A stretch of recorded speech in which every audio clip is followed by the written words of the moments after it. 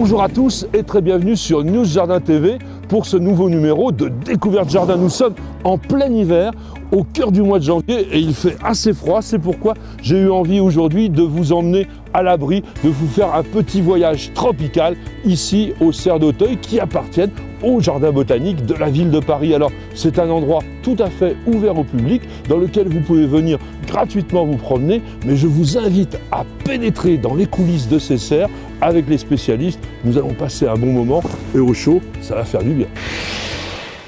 Waouh, que ça fait du bien de se retrouver sous la verrière dans cette ambiance tropicale. Nous sommes dans le Palmarium des Serres d'Auteuil et c'est un endroit que tout le monde peut visiter et cela gratuitement. Alors je vous propose de voir toutes les collections ainsi que les plantes les plus intéressantes. Ça sera notre rubrique Jardin à découvrir.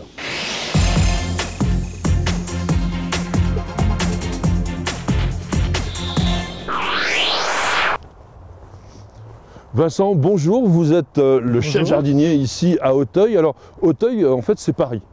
Auteuil, c'est Paris, c'est juste dans le bois de Boulogne et c'est un des 4 sites du jardin botanique de Paris. Donc ce jardin botanique de Paris est divisé en plusieurs espaces. Voilà, il y a 4 jardins, 2 dans le bois de Vincennes et 2 dans le bois de Boulogne.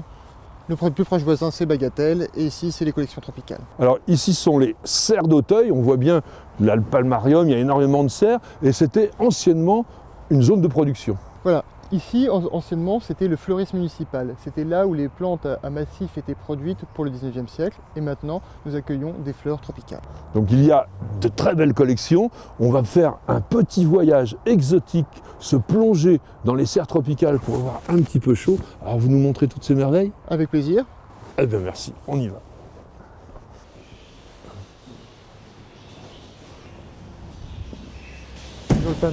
Waouh! Quel spectacle! Alors là, on est complètement déjà dans le palmarium, mais c'est la forêt tropicale presque. Voilà, le palmarium, dès la conception, c'était destiné à impressionner les Parisiens. Donc quoi de mieux que le palmier? Alors là, on a une immense dattier des Canaries, le Phénix canariensis, un sujet pratiquement exceptionnel. Il a quel âge? Alors, comme la dernière rénovation de la serre remonte à peu près à une 60aine d'années, il doit avoir autour de cet âge-là. Il n'a jamais été bougé. Non, il n'a jamais été bougé. Donc cet immense palmier, il atteint carrément le dôme là-haut à 15 mètres, donc vous allez être obligé de l'éliminer. Exactement, parce que le palmier ne pousse que par son sommet, et comme il a atteint les limites de verre qui lui sont offertes, on va être obligé de l'abattre. Il ne peut pas bouger. Non, malheureusement, il est condamné. Alors tout autour, il y a évidemment beaucoup de palmiers de tous les continents, et c'est une collection aussi. Voilà, alors il y a quelques années, il y avait une présentation des palmiers du monde, et surtout, dès l'origine, cette serre a été conçue pour présenter le prince du monde végétal, comme disait Linné, le palmier. Donc c'est le côté très exotique pour les Parisiens. Alors Vincent, nous voici dans un autre univers, mais toujours tropical, c'est la serre tropicale. Oui, la serre tropicale qui est à 21 degrés toute l'année, chauffée, avec une eau chauffée. C'est surtout ça notre grand intérêt, qui nous permet d'avoir un certain nombre de plantes extraordinaires, comme un palétuvier, des Tiphanothorum. On est vraiment dans un paysage tropical idéal. Voilà, avec aussi alpinia. Enfin, moi, tout ce que je vois quand je vais de temps en temps dans les pays exotiques, donc 21 degrés, c'est pratiquement la température de la maison. C'est ça. L'hygrométrie en plus, grâce au bassin. Oui, parce que ça, c'est ce qui nous manque un peu à la maison. Exactement. Hop. Alors Vincent, nous venons de quitter le Palmarium, qui est un endroit assez spectaculaire, une mise en scène, quelque chose pour attirer le public, mais nous sommes dans un jardin botanique, et c'est quoi le rôle d'un jardin botanique? Alors, ici, le premier rôle, c'est la conservation du patrimoine vivant. Nous avons des collections de plantes assez spectaculaires ou discrètes, comme les orchidées. Oui, voilà, il y a des orchidées ici. Il y a des cactus. Il y a des cactus. On a une très très belle serre consacrée au ficus. Et après, le deuxième rôle, ça va être l'éducation vis-à-vis des publics et de l'information. Puis après, on accueille des scolaires, on fait la promotion du jardin botanique. Donc il y a beaucoup d'enfants qui viennent ici et qui viennent s'imprégner de la connaissance des plantes. Vincent, on évoquait la pédagogie et c'est un point que vous développez tout particulièrement au jardin botanique. Nous avons des panneaux de collection assez synthétiques qui s'adressent à l'ensemble du public de la famille, des adultes aux enfants. Et puis nous développons aussi une application qui s'appelle Audiospot, qui permet aux personnes ayant des handicaps d'avoir les informations via leur téléphone. Ou même si on a envie simplement d'être un peu moderne, non? Tout à fait, ça permet d'avoir des contenus supplémentaires. Et ça, c'est important.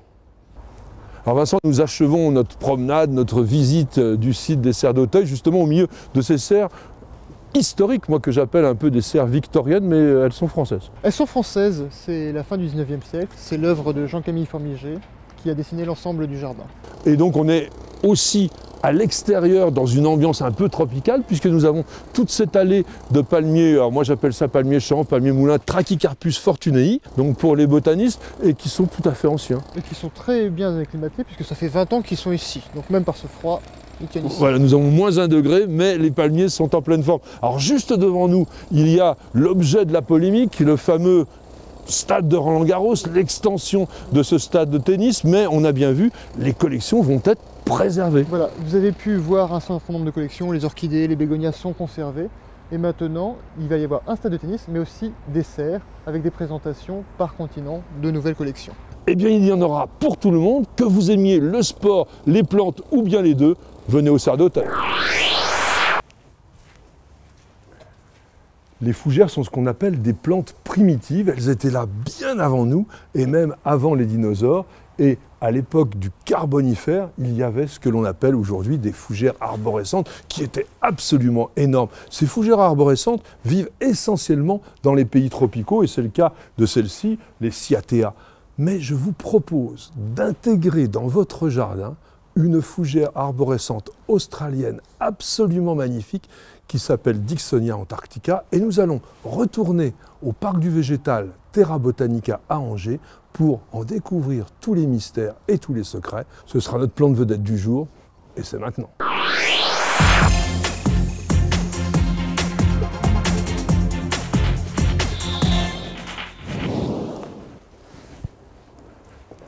Et que diriez-vous d'une plongée dans la préhistoire? Je vous propose de partir en voyage 100 millions d'années avant même l'existence des dinosaures. Et oui, à cette époque existaient déjà des fougères arborescentes. Ce ne sont pas tout à fait les mêmes qu'aujourd'hui, bien qu'on n'en est pas très loin.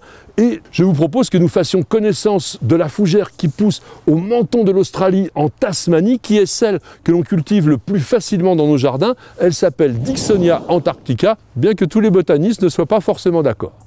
Le genre Dicksonia, qui fait partie de la famille des Dicksoniacées, a été créé en 1789 par le magistrat français et botaniste passionné Charles-Louis l'Héritier de Brutel. Ce pauvre malheureux de Brutel a été assassiné à Paris le 16 août 1800 et le genre Dicksonia compte aujourd'hui 9 espèces validées par la nomenclature botanique internationale. Alors Dicksonia antarctica, lui, a été créé 6 ans plus tard par un autre botaniste français qui s'appelait Jacques-Julien Houtou de la Billardière. Mais la botanique a ses petites complications qui veut qu'aujourd'hui, la nomenclature internationale préfère classer notre Dicksonia antarctica dans le genre Balancium, qui a été créé en 1824 par un botaniste allemand. Donc maintenant, il faudrait dire Balancium antarcticum. On qualifie les Dicksonia de fougères arborescentes en raison de l'importance de leur volume, puisque les plus grandes dans la nature peuvent atteindre 15 mètres de haut. En moyenne, ce sont plutôt des plantes de 4 à 6 mètres, mais quand on a quand même un beau spécimen comme celui-ci, il a environ 200 à 250 ans parce que la croissance est extrêmement lente. Alors, le mot arborescente pourrait laisser supposer qu'il s'agit d'un tronc, eh bien, il n'en est rien. Pour les botanistes, cela s'appelle un stipe, c'est-à-dire que c'est constitué par l'empilage de la base des frondes, de la base des feuilles qui, au fur et à mesure des années, meurent et petit à petit cela monte. Et le stipe ici est quelque chose de très très fibreux. On voit bien ici toutes ces fibres et ça garde bien l'humidité. Du coup, ça sert de substrat naturel à une foule de plantes, d'autres fougères, mais aussi des mousses, des lichens, des bryophytes et bien d'autres. Dicksonia antarctica est une plante opulente de grande taille et dont les feuilles, les frondes, comme on dit en botanique, sont assez énormes. Elles peuvent atteindre 2 mètres de longueur. Regardez ce beau sujet déjà avec une feuille d'environ 1,50 m. Pas très très doux, mais des feuilles très délicates, joliment ciselées. Et ici, ce qu'on appelle les pinnules, elles sont toutes légèrement dentées, c'est très très joli. Alors comme beaucoup de fougères, les frondes naissent ici en forme de crosse, ça aussi c'est vraiment remarquable et on reconnaît tout particulièrement Dicksonia antarctica au fait qu'ici c'est tout velouté, il y a des petits poils comme ça, c'est dufteux, et puis la base des pétioles, elle, est lisse, tandis que d'autres fougères comme les Cyathea ont des bases de pétioles écailleux. Les fougères arborescentes ont la particularité de ne pas développer un système racinaire très important. En conséquence de quoi, en fonction de leur importance de ce grand feuillage qui a une énorme prise au vent, eh bien, elle risque facilement de verser. Alors ici, à Terra Botanica, on a eu l'idée tout à fait originale de maintenir ces fougères avec des cordages, et je vous invite, pour votre propre fougère arborescente dans votre jardin, à prévoir un tuteur, c'est absolument indispensable. La particularité des fougères arborescentes, c'est de vivre dans des milieux extrêmement humides, et nos Dicksonia, dans leur Tasmanie natale, bénéficient d'au moins 1000 mm d'eau, c'est-à-dire environ 25% de plus que dans les régions les plus arrosées de notre pays. Alors, en culture, pour réussir nos fougères, nous allons faire quelque chose de très simple, mais de très astucieux. Avec un tuyau utilisable pour les systèmes d'arrosage au goutte à goutte, on va faire monter tout le long du stipe comme cela et aboutir à un goutteur qui va être au cœur de la plante ou même à un brumisateur. Alors si vous n'avez qu'une ou deux fougères comme c'est le cas nous dans notre jardin, eh bien il suffit chaque fois que la température dépasse les 25 degrés que tous les soirs vous douchiez abondamment le feuillage et surtout que vous arrosiez le cœur de la plante parce que c'est là qu'elle vit avec 5 à 10 litres d'eau. N'hésitez pas, elle boit sans soif. Si vous cultivez des Dicksonia et que vous voulez partir tranquille en vacances, faites comme ici. On a totalement automatisé le système. Alors, on a bien entendu notre goutte à goutte, mais on y a ajouté un micro-asperceur qui va diffuser une brume assez légère, de l'eau tout simplement, et qui permet d'obtenir une magnifique frondaison comme cela. Alors, regardez cette fougère, elle est sublime. Dans la nature, les Dicksonia antarctica poussent dans des régions montagneuses, ce qui fait qu'elles sont relativement rustiques et elles tiennent jusqu'à -5, -7 degrés. Pour cultiver correctement un Dicksonia, plantez-le dans un mélange à part égale de terre de bruyère et de terreau parce que c'est une plante qui adore les milieux spongieux. Dicksonia antarctica est une plante d'ombre que l'on va installer sous un couvert assez léger, mais jamais l'exposer en plein soleil, surtout pendant la période estivale.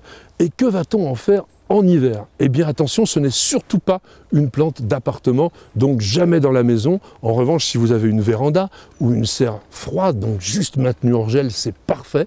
Sinon, il faudra l'envelopper, l'emmitoufler dans un voile d'hivernage. Mais pour tout cela, je vous propose de découvrir une autre vidéo sur Nos Jardins TV, bien sûr. Waouh! Les cactus comptent assurément parmi les plantes les plus faciles à réussir à la maison.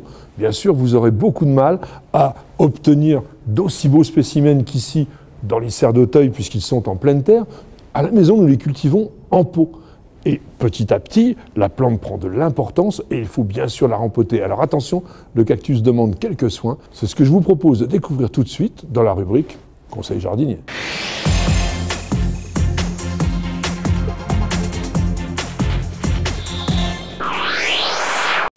Je sors maintenant de la véranda avec tous ces cactus qui ont passé tranquillement l'hiver au chaud, pas trop chaud, mais surtout au sec. Ils ont besoin d'être rempotés, nous allons le faire tout de suite, mais je vous propose de les assembler dans un joli petit décor.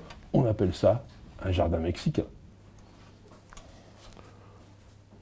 Donc nous allons travailler bien tranquillement au chaud à la maison.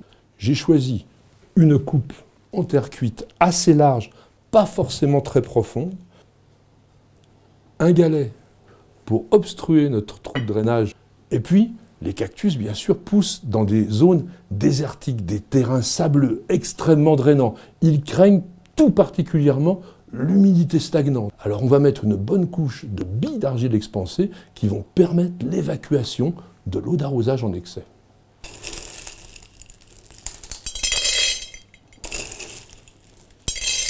On peut aussi appeler les billes d'argile expansées des hydrogranulés. Alors oui, ce sont des granulés, mais qui ont la particularité d'être totalement poreux.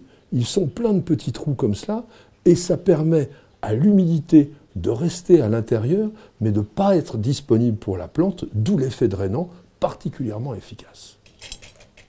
Donc environ 1 cm de billes d'argile, et maintenant nous allons mettre une couche de terreau, mais attention, un terreau spécial cactus. J'ai choisi ce produit parce qu'il est tout particulièrement étudié pour les plantes grasses, alors ce qu'on appelle aussi en botanique les plantes succulentes, celles qui sont gorgées de sucre, les cactus bien sûr, et même les plantes de rocaille qui ont besoin d'un sol très drainant. Alors il est composé de tourbes de plusieurs qualités, des tourbes blondes, des tourbes noires, Et la partie drainante, au lieu de mettre du sable comme dans le désert, est assurée par des grains de lave. Et on a ajouté des tourteaux de pépins de raisin qui constituent un engrais naturel qui permettent à ce produit d'être utilisable en culture biologique, mais également d'agir pendant 100 jours pour une fertilisation prolongée, tout à fait bénéfique à la reprise. Nous avons donc un terreau particulièrement léger, une couche comme ça, bien homogène, pas trop épaisse. Et maintenant, on va passer au dépotage des cactus. Alors attention, opération danger. J'ai choisi d'utiliser des gants rosiers qui sont considérés comme étant les matériaux les moins pénétrants, mais ça ne sera pas suffisant. Les cactus qui sont des plantes mexicaines, Mexique et Guatemala, qui sont donc toutes de la famille des cactacées, sont des plantes qui ont la particularité d'avoir transformé leur feuillage en aiguillons, aiguillons souvent très acérés. Alors les épines empêchent les herbivores de consommer les cactus, donc ça les protège, mais aussi le fait d'avoir transformé une feuille plate en un élément extrêmement fin comme ça, donne moins de surface à la plante de réverbération par rapport aux rayons du soleil, et donc lui permet aussi de mieux résister à la sécheresse. Nous allons prendre un journal, un quotidien tout simple, 3 feuilles suffisent, et nous allons les plier dans le sens de la longueur. Je replie. En fait, 3 plis aussi suffisent généralement. Voilà.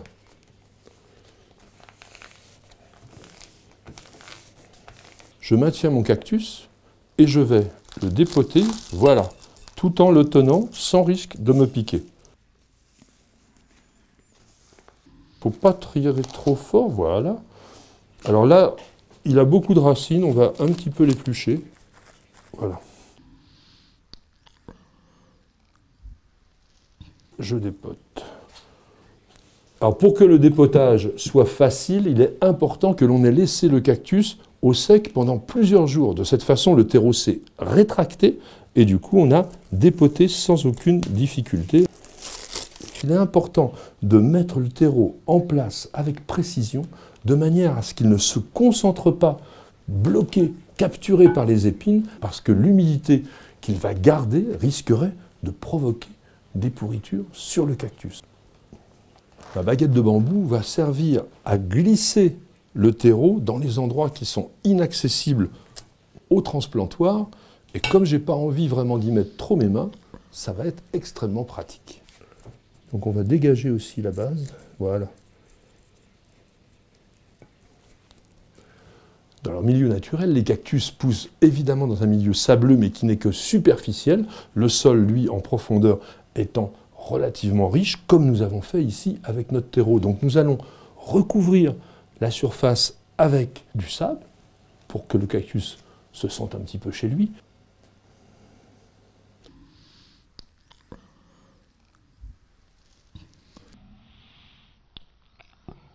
Ne pensez pas à faire quelque chose d'homogène, il faut donner l'impression que nous sommes un petit peu sur une surface qui a été bouleversée par les vents.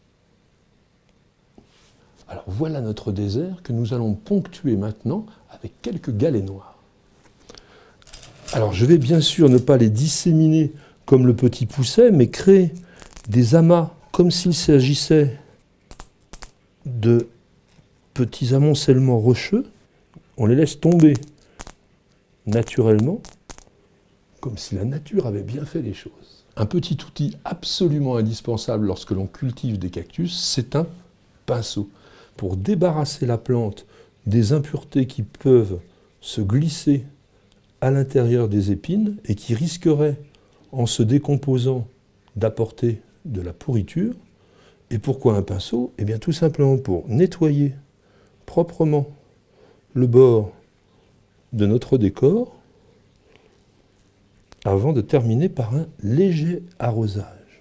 Nous sommes encore en fin d'hiver, donc il va falloir être très parcimonieux avec l'eau. Je vais mettre simplement un tout petit peu d'eau ici au centre de notre coupe, de manière à apporter le peu d'humidité que les plantes vont avoir à apprécier, mais surtout ne jamais détremper.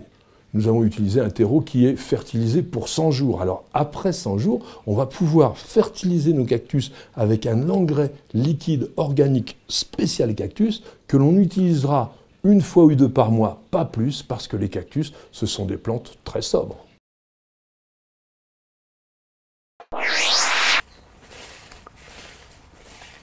Carrefour entre l'Orient et l'Occident, le platane à feuilles d'érable, le platane commun, cet arbre que l'on voit très souvent dans les alignements, est l'hybride naturel de Platanus occidentalis et de Platanus orientalis. Avez-vous déjà vu un platane de 240 ans? C'est ce que vous propose tout de suite Alain Baraton dans sa rubrique Plante à Histoire.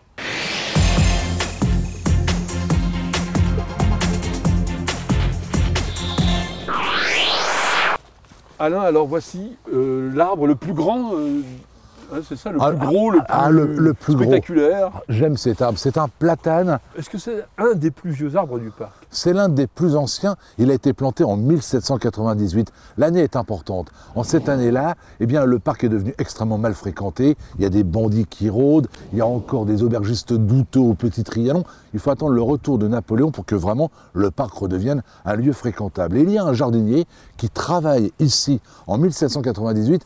Il aime le parc. Il aime le parc, mais il n'aime pas les monarchistes. Eh bien oui, cela existe. Et que fait-il? Eh bien, il va planter le platane exactement au milieu d'une perspective qui avait été voulue entre le Petit Trianon et le hameau de la Reine. Marie-Antoinette, quand elle est dans son appartement du Petit Trianon, dans sa chambre, aperçoit derrière un champ de céréales son village. C'est vrai que l'image est jolie, des blés et au loin son village. Eh bien, ce jardinier, pour casser cette perspective, plante en plein milieu ce platane qui, eh bien, 2 siècles après, fait véritablement office, j'allais dire, de brise paysage, parce qu'on ne peut plus du tout distinguer la maison de la Reine du Petit Trianon. Mais alors pourquoi personne ne l'a fait arracher? Parce qu'ensuite, à Versailles, ensuite, c'est un peu la débâcle. Napoléon prend le pouvoir, offre le domaine de Marie-Antoinette à sa seconde épouse Marie-Louise. Finalement, on utilise le décor pour faire quelques fêtes sans plus. Et puis en plus, la monarchie qui va suivre, c'est pas très brillant, il y a des fois dans le maintien, j'allais dire, et dans la durée. Arrive la République, et puis arrivent les grands conflits. Tu sais, quand tu as fait 14-18 et que tu reprends... Oui, mais oui, heureusement. Et que tu reprends goût à la vie et que tu viens travailler dans un domaine comme celui-ci, tu n'as pas envie de couper un bel arbre. Oui, parce qu'il est déjà très beau à l'époque. Alors tu laisses des arbres, malheureusement, se développer, ou heureusement, là où ils ne devraient pas. Et puis c'est l'époque également où le bon goût n'est peut-être pas celui d'aujourd'hui. On plante n'importe où, n'importe comment. On plante quantité de variétés nouvelles. Un arbre comme le marronnier Briotii, il fleurit rouge. Il a été créé ici même par le dénommé Brio. Qui était un jardinier de Versailles. De Trianon. Donc on va en mettre partout, mais est-ce vraiment d'historique? Je ne crois pas. Alors toujours est-il que de temps en temps, des vieilles plantes eh bien, trônent à Versailles alors qu'elles ne le devraient pas.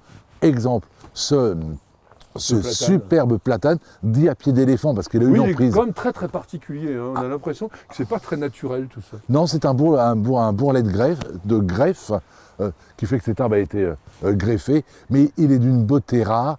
Quand on voit les platanes qui sont massacrés le long des routes, quand on voit ces scies qui vont régulièrement couper les arbres en bordure de nationale, alors quand on sait la beauté d'un platane quand il n'est pas taillé, j'aimerais que de temps en temps on arrête de tailler tout, n'importe comment, et qu'on laisse la nature s'exprimer. C'est beau un arbre. Ou alors qu'on sache tailler comme les Japonais. Ben oui, mais qu'on le fasse de manière intelligente. Oui, avec le respect de la forme naturelle de la plante. Et puis quand il le faut, de temps en temps, laissons la nature s'exprimer quand cela est possible. Parce qu'ici aussi, celui-là, on n'y touche pas. On n'y touche pas trop. On a eu un problème, on voit qu'il y a une branche qui a été coupée. Malheureusement, il y a eu un coup de vent. On a été, il y a quelques années, il avait un petit problème d'anthracnose, donc un champignon qui affaiblissait le végétal. On le regarde, et puis on est quand même proche de quantité d'associations ou de sociétés. Je pense à la Fredon, qui est un organisme utile, et de temps en temps, on fait attention. Par contre, ce que l'on fait, on fait preuve de prudence. Quand on a dû couper cette branche par une entreprise dite spécialisée, on a veillé à ce que la lame de la tronçonneuse soit désinfectée. On sait que le chancre coloré fait des dégâts inouïs, entre autres sur les platanes du canal du Midi, et je n'ai pas envie qu'une tronçonneuse qui a œuvré dans le secteur vienne ici et transmette la maladie. Donc on est extrêmement vigilant sur la désinfection des outils, et surtout, comme je le dis souvent, pour qu'un arbre soit beau, il y a des choses à faire, mais il y a tellement de choses à ne pas faire. On ne plante rien dans l'écorce, on évite le tassement. On ramasse les feuilles également. Ça ferait un petit paillage naturel sympa. Oui, mais le problème, c'est que ce paillage, il y a tellement de feuilles qui vont tomber que ce n'est plus un paillage, c'est une couverture. Et tu sais que le paillage a l'avantage de limiter l'évaporation de l'eau. Bien sûr. Eh bien oui, sauf qu'en hiver, sur des terres humides comme Versailles, ne pas favoriser l'évaporation de l'eau, c'est donc favoriser l'excès d'humidité dans la terre, donc les champignons. Donc nous, on préfère tenir le secteur propre, un petit peu comme la chambre d'un malade. De temps en temps, il faut l'aérer, il faut éviter peut-être que la poussière envahir. Eh bien, on voit que le jardinage, c'est souvent du bon sens et de l'intelligence, et surtout, ne respectez jamais les règles.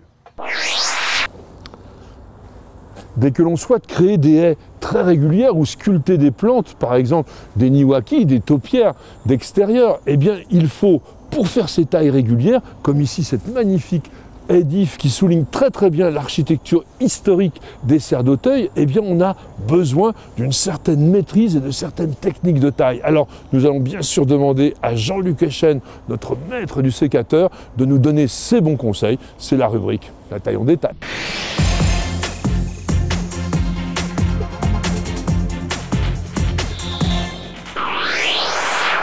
Bonjour à tous. Dans la précédente émission, je vous avais expliqué comment tailler en forme naturelle. Aujourd'hui, on va parler des formes régulières et des formes taupières. Aujourd'hui, nous sommes au cœur du mois de janvier. Ce matin, il fait moins 6 degrés. Ce n'est pas le bon moment pour tailler notamment les arbustes à feuillage persistant. On va se contenter aujourd'hui d'expliquer pourquoi on fait des tailles régulières et de parler des grands principes et vous donner les bons gestes. Dans un jardin, le jardinier il est aussi paysagiste. Ça veut dire que quand il va tailler des formes régulières, il va se servir de ces formes pour faire une architecture et une structure du jardin. Ici, par exemple, on a un rythme avec une verticale, une boule, une boule, une boule et une verticale. On a donc créé ici un motif que l'on répète sur toute la longueur de la haie et à ce moment-là, on a quelque chose qui est très original, très architecturé et ça fait un jardin complètement personnalisé. Un autre exemple de la taille en forme régulière utilisée par le paysagiste à l'intérieur d'un massif. Ici un massif de rosiers avec les formes libres des rosiers, les boules de buis, les cônes de taxus et ici les grandes pyramides de magnolia. Ça nous permet de jouer à la fois sur les formes et sur les volumes et de bien structurer et architecturer notre jardin.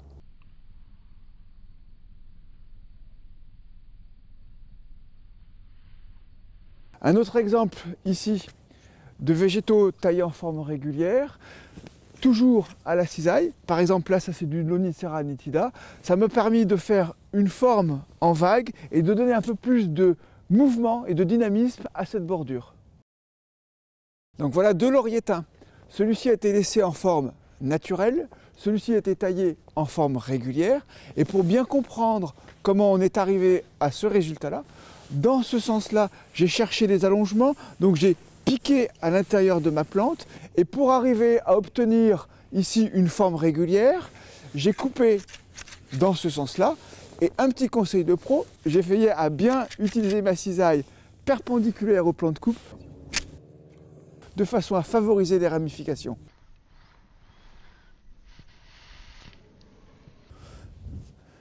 La taille des végétaux avec des formes régulières permet une recherche esthétique dans le jardin et plutôt que d'avoir un écran avec un mur de cyprès, on a 1, 2, 3 et 4 jolies formes en cône qui améliorent l'esthétique du jardin.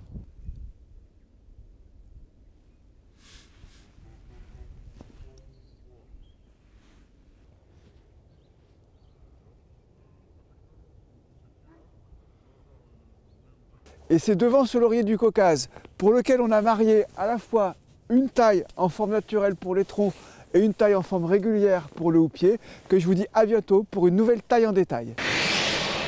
Les orchidées sont assurément les plantes les plus populaires que nous cultivons à l'intérieur. Toutes les plantes de la maison sont cultivées en pot, alors pot plastique, pot en terre, et pourquoi pas un pot connecté, pot moderne qui va vous permettre d'éviter toutes les erreurs de culture. C'est ce que va vous présenter Nicole tout de suite dans sa rubrique « Mon jardin au féminin ».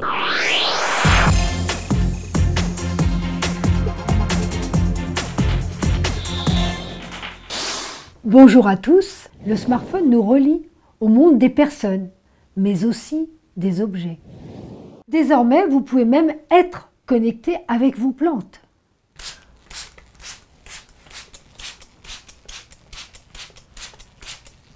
Tout comme vous, sans doute, je ne suis pas en permanence à l'écoute de mes plantes. Or, selon les espèces, elles n'ont pas toutes les mêmes besoins.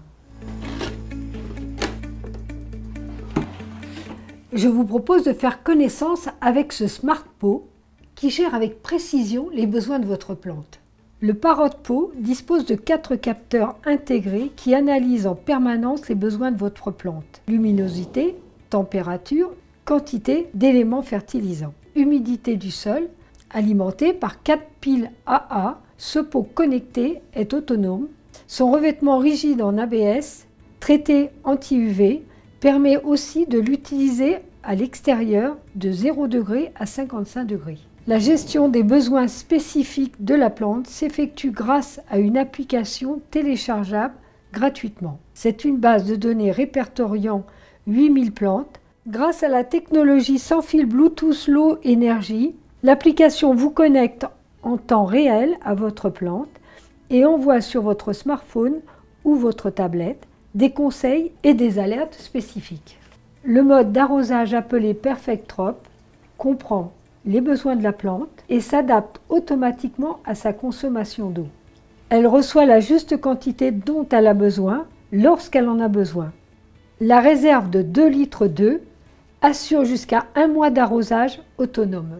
Le Parrot Pot a un volume assez réduit puisqu'il contient 2,4 litres de terreau. Je vous propose d'y installer une jeune plante. Voici un Guzmania, une broméliacée, petite cousine de l'ananas. C'est une plante qui ne fleurit qu'une seule fois dans sa vie. À la fin de sa floraison, elle nous fait des bébés, voyez, plusieurs, que nous allons pouvoir repiquer dans notre pot connecté. Avant toute chose, je coupe la fleur fanée.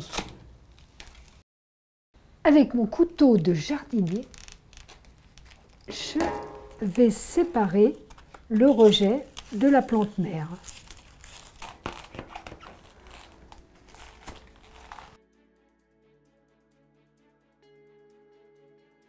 Ce pot connecté dispose de trous de drainage. L'eau d'arrosage en excès s'évacue dans cette soucoupe. Je vais donc faire un lit de drainage avec des billes d'argile espacées.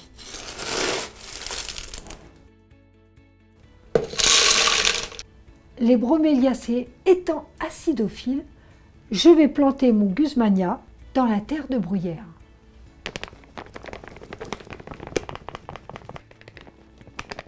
Attention, il y a un repère à ne pas dépasser.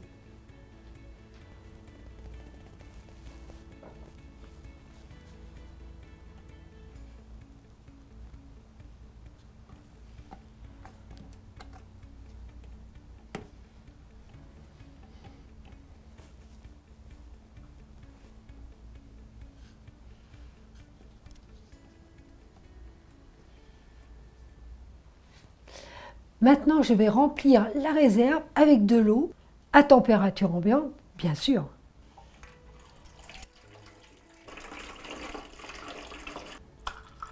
Je vais connecter mon Guzmania à l'application gratuite Flower Power. Ma plante est bien connectée. Le terreau est à 26% d'humidité. Maintenant, je connecte ma plante. Rechercher. Je vais faire Guz. Voilà.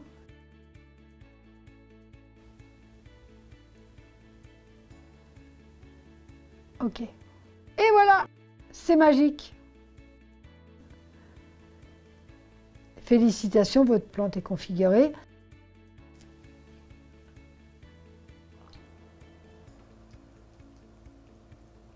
Oh, c'est génial.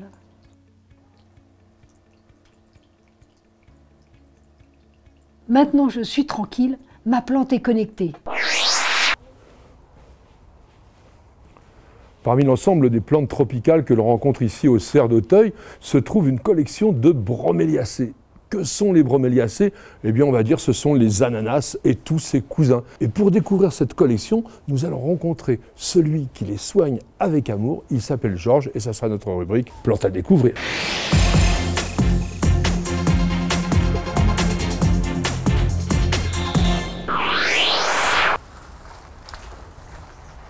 Bonjour Georges.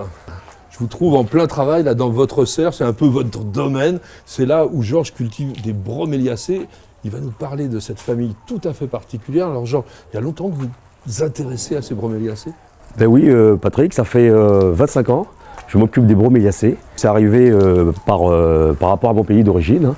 Donc c'est la Guyane. La Guyane. La Guyane, donc c'est presque le pays des broméliacées. Ce sont des plantes spécifiques de l'Amérique du Sud, l'Amérique tropicale. Mais il y en a aussi des africaines, je crois. Il y en a une africaine. Une seule. Une sur les 2000 espèces. Sur les 2000 espèces, tout à fait. La famille des broméliacées est représentée, quand je parle au public, hein, par l'ananas. C'est cette broméliacée terrestre, donc qui pousse quand même dans le sol. Et les autres que vous voyez ici sont épiphytes. Donc celles qui sont accrochées ici dans les arbres, ce sont ce qu'on appelle des plantes épiphytes. Attention, il ne faut pas confondre avec les parasites. Les parasites, tout comme les parasites vont se nourrir de leur support, alors que l'épiphyte, lui, il est posé dessus. Il est posé dessus, et puis il vit. Pourquoi est-ce qu'elles poussent dans les arbres? Enfin, du moins, elles ont une forme particulière qui leur permet justement de pousser dans les arbres. Elles captent l'eau. En fait, c'est une sorte de vase. C'est une sorte de vase, tout à fait. Et donc, en fait, l'eau va se concentrer au cœur de la plante. Au cœur de la plante, et ça va lui permettre de faire une sorte de réserve. De réserve. C'est une plante à réserve d'eau. Vous pouvez les arroser à l'intérieur. Comme vous faites là. Comme je fais ici, au milieu. Il faudrait aussi changer l'eau quand même de temps en temps, une fois par semaine. Un petit conseil, c'est arroser, pulvériser un peu les feuilles. Et donc on voit bien là, il faut les doucher. Voilà, il faut les doucher, voilà. Elles aiment bien avoir un taux d'humidité assez important. Après la floraison, vous avez un rejet qui se forme, qui en récupère pour renouveler la plante, quoi. Parce qu'en fait, la particularité des broméliacées, c'est que ça ne fleurit qu'une fois dans sa vie. Donc en fait, on appelle ça des plantes monocarpiques. Mono, ça veut dire un, carpo, ça veut dire fruit, donc ne fructifie qu'une fois, et donc ne fleurit qu'une fois dans sa vie. Si vous voulez monter une collection ou bien donner à vos voisins, vous pouvez toujours la garder, le primaire. Hein, mais il ne fleurira plus jamais. Il ne fleurira plus, mais il pourra quand même donner des rejets. Alors maintenant, nous allons découvrir quelques plantes de la collection, et Georges va nous donner encore quelques très bons conseils. Nous avons au cerf d'Auteuil une trentaine de genres différents. On a ici des plantes que l'on connaît, je pense, ou du moins qui étaient très très à la mode il y a quelques années, qui s'appellent Aechmea fasciata. Il n'y a pas de nom français. Non, du tout.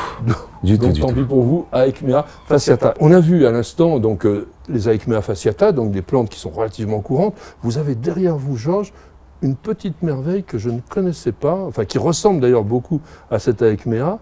Et c'est quoi? Donc c'est un Aechmea silencioides. Et là donc on a quelque chose qui a été obtenu par les horticulteurs, c'est vraiment très très beau. Alors on était dans les Aechmea, c'est très riche, mais il y a bien sûr beaucoup d'autres broméliacées. Alors qu'est-ce que vous allez nous montrer? On a parlé des épiphytes, et là on peut parler des broméliacées quand même, des terrestres. Des broméliacées terrestres, des Cryptanthus. Donc on peut les voir ici. Il y a plusieurs variétés. Ils sont couvre-sol. Ils sont couvre-sol. Alors vous me disiez en fait que globalement, en fait, ils s'empilent plus ou moins les uns sur les autres et qu'il y a une foultitude de bébés là-dedans. Tout à fait. On peut en sortir. On peut sortir ici. Il y en a un. Ah ouais. Alors là, lui, il est carrément très bien raciné. Alors ça, c'est vraiment simplissime. Hein. Il suffit de le remettre dans un pot et ça va marcher. Là, on va le replanter dans quel type de substrat, lui? Donc ça sert à 50% de terre de bruyère. D'accord. Et 50% de terreau. C'est une plante quand même relativement solide et qui est très agréable aussi parce qu'il y a beaucoup d'hybrides avec des couleurs très très variées. C'est une plante que je vous recommande d'essayer de cultiver à la maison. Georges, j'ai dans les mains quelque chose, on dirait vraiment que c'est pratiquement desséché, mais c'est totalement vivant. Donc c'est un Tillandsia Xerographica du Guatemala. Originaire. Une plante, vous me disiez, sans eau pendant 9 mois. Pendant 9 mois, on ne l'arrose pas. Donc une plante qui va rester comme une fille de l'air, donc on l'accroche comme cela, et elle va fleurir quand même de temps en temps. Elle n'a pas encore fleuri, elle a quand même 10 ans, donc elle prospère toujours. On a encore plus étrange, on a cette barbe de vieillard, on l'appelle aussi effectivement la fille de l'air, on l'appelle l'usnée, donc le Tillandsia usneoides. Hein. Alors ça pousse carrément dans votre beau pays de la Guyane, sur les fils électriques. Oui, ça vit de rien. Ça vit de rien, ça vit l'humidité ambiante et la chaleur. Et comment est-ce qu'on peut faire à la maison? Elle va se dessécher à la maison? Ben, je conseille de les mettre dans la salle de bain. C'est là qu'il y a le taux d'humidité. Plus d'humidité, oui, tout à fait. Georges, nous voici devant un autre genre qu'on appelle Vriezea. Alors on connaît assez bien celui-là qui est un peu rayé, hein, c'est Vriezea splendens, mais là vous en avez plein et ce qui est intéressant c'est surtout l'inflorescence. L'inflorescence qui est très jolie. Alors la particularité de la hampe florale c'est qu'on pourrait penser que c'est vraiment là la fleur, mais en réalité la fleur elle est minuscule, elle va sortir entre ces sortes d'écailles qu'on appelle donc des bractées. Tout à fait. Et elle dure combien de temps en réalité la fleur? Là, cette fleur-là, ça fait 3 mois quand même. Voilà. Mais la fleur elle-même? Elle dure une journée. Une seule journée? Une seule journée. Alors devant moi, j'ai une énorme hampe florale, Vriezea gigantea, c'est normal. Alors là, il n'est même pas gigantea, il pourrait être beaucoup plus gros encore. Il peut être beaucoup plus gros. Mais là, cette belle hampe florale, donc vous l'avez laissée se faner naturellement de manière à récolter les graines. Alors vous allez nous les montrer? Tout à fait. Alors on y va. Il est arrivé à maturité, donc il y a des fruits, hein, carrément. Et là, vous pouvez les voir. Les fruits, c'est ça? Les fruits, c'est ça. D'accord, et là, on a les graines. Là, on a les graines. Donc il y a une graine qui s'est ouverte. Et en fait, les graines, c'est comme des espèces de petits parapluies. Ça va partir au vent, comme ça. Alors, les botanistes appellent ça l'anémochorie, c'est-à-dire la multiplication grâce au vent. Anémos, c'est le vent. Alors, effectivement, quand on va laisser comme ça, au fil du vent, ça va partir et puis ça va s'envoler. Ça va peut-être arriver sur le sol. Et moi, je vais essayer de terminer ce sujet en faisant au fil du vent, peut-être un jour, il y aura un bébé Mewland qui sera ici, un petit Vriezea gigantea. Voilà. Merci Georges. Merci Patrick.